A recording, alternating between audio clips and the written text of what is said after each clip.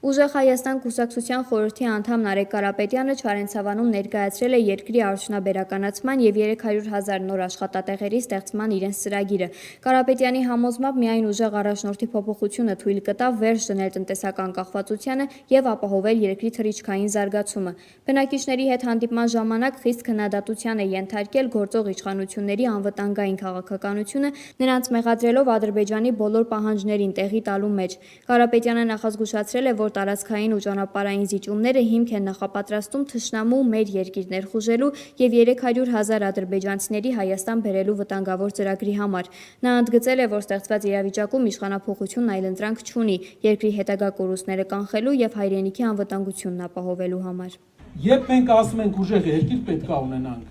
մենք դա չենք ասում նրա համար, որ լավ կենացա դա։ Մենք այլընտրանք չունենք։ Մենք կամ ուժեղ երկիր ենք ունենում,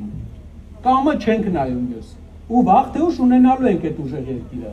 Ու ուժեղ երկիրը կկառուցի այն մարդը, ով ամենամեծ փորձ ունի։ Երեք վարչապետը ելել է ասում է կալուգացի օլիգարխ։ Լսի։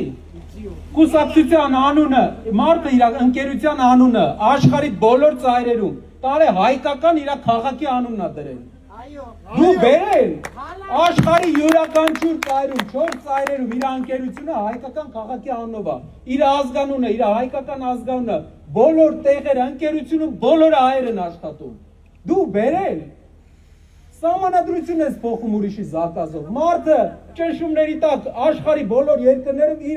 ինքը պահել է, իր ազգի անունը պահել է, եկեղեցիներ է սարքել հայկական։ Դու ինչ ես արել, որ ասում ես կալուգացի օլիգարխ։